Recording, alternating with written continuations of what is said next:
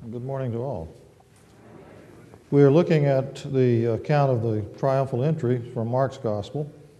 This event appears in all four of the Gospels, but no two of them are exactly alike. As often happens when we have multiple accounts in the Gospels, Mark's version contains small details that suggest the words of an eyewitness or someone who was very close to an eyewitness. He says the colt would be found tied at the door out in the open street. Matthew and Luke both omit that phrase. Mark describes the reaction of those who stood there when they asked what the disciples are doing. Luke says it was the owners of the animal who asked that. In Matthew's version, Jesus tells the disciples what to say if anyone asks, but nobody asked. In John's version, it's Jesus himself who finds the animal. The animal was apparently young. Mark says no one had ever sat on it. Luke agrees with those two details. John calls it a young ass. Matthew not only omits the details, but has Jesus talking about an ass and a colt with her. Untie them and bring them to me. Matthew often describes incidents in Jesus' life in terms of Old Testament prophecies being fulfilled. In this case, he's quoting Zechariah 9:9, which says the Messiah will come humble and riding on an ass, on a colt, the foal of an ass. Now that repetition is a poetic device often employed by the prophets, but Matthew takes it literally. John quotes the same verse, but he understands that it means only one animal. Now I know some people hearing this might wonder, is he saying we can't trust the biblical account? No, that's not what I'm saying.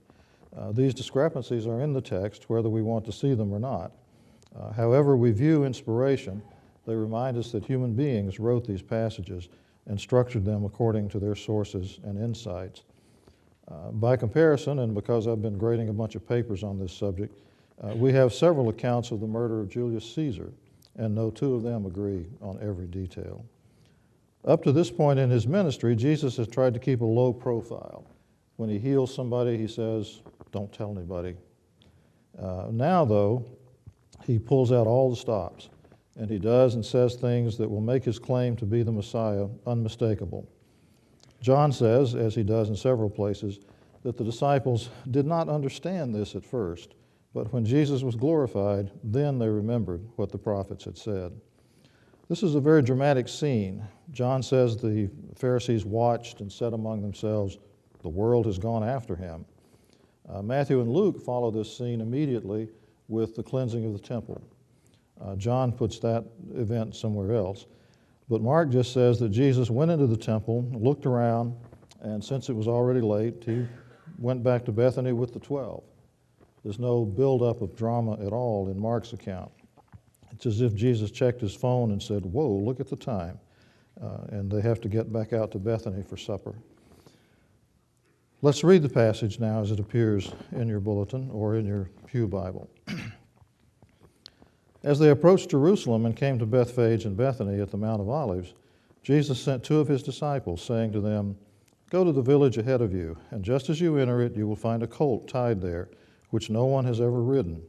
Untie it and bring it here. If anyone asks you, 'Why are you doing this?' say, 'The Lord needs it, and will send it back shortly.'" They went and found a colt outside in the street, tied at a doorway. As they untied it, some people standing there asked, "What are you doing, untying that colt?"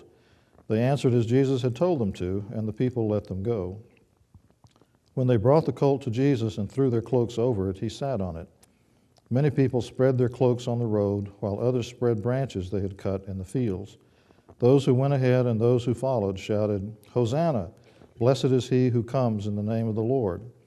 Blessed is the coming kingdom of our father David. Hosanna in the highest heaven." Jesus entered Jerusalem and went into the temple courts. He looked around at everything, but since it was already late, he went out to Bethany with the 12. This is the word of the Lord.